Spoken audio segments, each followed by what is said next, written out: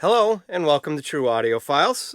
Today is going to be a relatively short video. Not a whole lot going on that I have seen, anyways, besides some of the obligatory things I see on social media that I don't think are worth covering at this point. But some of the things that I've been observing the past couple of weeks have been quite a nice surprise for me, and hopefully for you as well. And maybe you've noticed it, or maybe it's just perception and not reality. But I actually did a video a few weeks ago talking about the first half of the year, where vinyl sales were up, but not as much, from a revenue perspective, but not as much for when it comes to the number of records that were sold. And that leads to you to believe that the actual cost of the records was actually more this year compared to last year,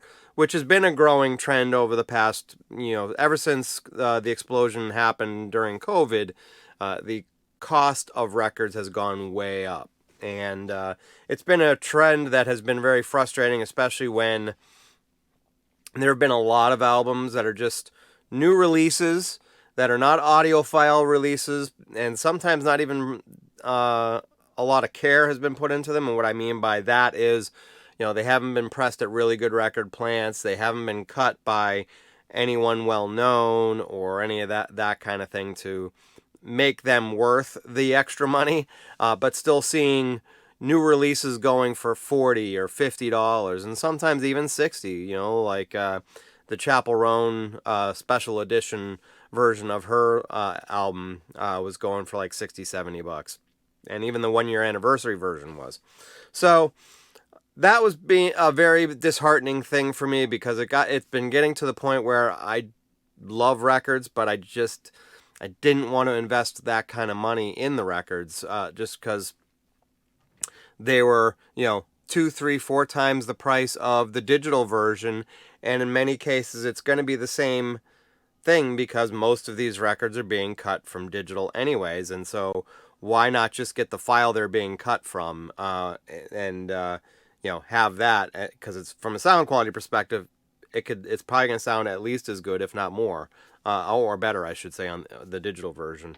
But I really love having a physical copy, and I will buy a CD, especially when the recording that is available as a digital download is CD quality, or maybe like just a little bit above that, the 2444 or things like that.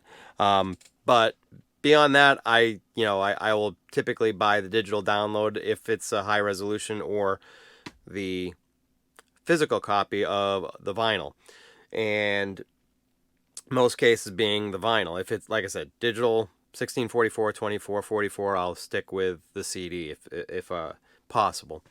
But anyways, I've been doing that more and more lately, just because the costs have been just out of control. Used records, from what I'm seeing, are still pretty out of control. I mean, you can still get decent records for, less than $10, less than $15, so still a decent value. But there are the ones that are considered rare that are, going for $50, $80, $100, and it's not out of the realm of possibility to see several albums and records, I should say, going for over $100 nowadays. But that's the used market. So the new market, one of the trends that I've seen over the past few weeks, which has been making me very happy, is I've been seeing a lot of records going down in price in terms of the retail price on them. And all of these ones I'm going to show you right now have been under $30. I mean, you obviously have, the stuff like these two here, which are the the classic vinyl series from Blue Note. Those are under $30 still, which is great, because there are a lot of quality is put into those in terms of who's cutting them, and the record pressing plant is a decent record pressing plant, and so still a lot of care being put into those. Cut from analog tape, for those of you who feel that's super important, which in some cases it can be. It's more about the mastering for me, but regardless of that, I've been really excited, because every album that I've bought lately have over the past probably like 3 weeks or so, that are new releases anyways, except for a couple of Tone Poets and box sets, have been under $30. So, matter of fact, even some even less than $25. So, prime examples are like what you see here. Like these were under 30. This was 29. It's a new Jerry Cantrell, and it's actually a 2-record set. Can't tell you the last time I remember seeing a 2-record set selling for under $30. It's very, very uncommon for mainstream physical releases on vinyl that are 2-record sets that are coming out at $30 or less, I should say. But some other examples I put here that you can take a look at. So, some you may know, some you may not, but the Linda Lindas, which I really like a lot, this was $23, and I've seen it on Amazon for $20. And we've got the whole Rocktober series of records that came out I think it was last week or the week before, I think it was. I picked up 4 of them. So I have a couple of Stone Pilots records. You got number 4, and we also have a Shangri-La. All of these, I believe, were about $25. So, and I've got a couple of early Whitesnake albums that came out as Rocktober editions. We've got you got North Winds right here, and then I believe this is the first Whitesnake, if I'm not mistaken. I don't remember, but anyways, again, another one that's $25.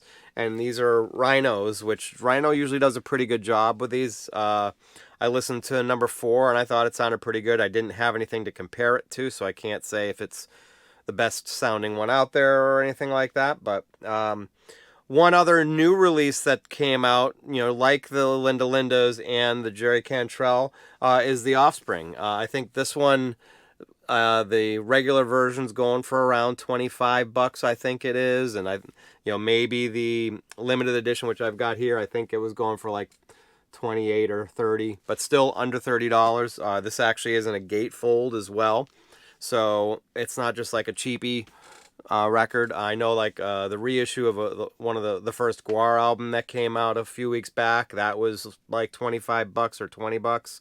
So I'm very happy to see that there are a lot of releases that are coming out that are coming under $30, and I'm hoping that trend continues, because that has been, I think, the death of the vinyl surge in terms of the sales, because it used to be a pretty regular basis where there'd be a double-digit sales gain every single year, and this year was trending like being even or maybe a little bit up, because I think it's directly caused by the cost of the records, because $40-50 for a new release vinyl is maybe, the costs of them are quite a bit more money, but people aren't wanting to spend that, especially when they see there are some that are being released for $20 and maybe $30 for a dual LP version. So in my opinion, the only ones that should be in that $40, $50, $60 range should be special audiophile versions,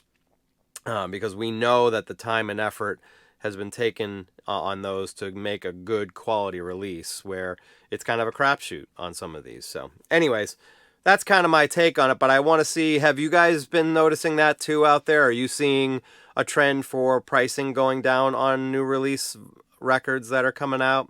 I'm liking what I'm seeing so far, and I really do hope that trend continues on, and we see more and more stuff staying under the $30 price tag, so I can buy more, just like maybe everybody here would like to buy more that's watching this video too. So let me hear what you have to say. Are you getting records for less money now than you were, let's say, a year ago, or maybe even 6 months ago? Let me hear your thoughts.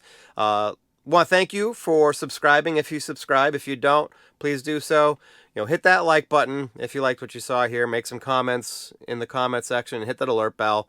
Let you know when the new videos come out. So that's everything for this week. So I want to thank you very much. I want you to have a very good rest of your day and a good rest of the week. Thanks a lot.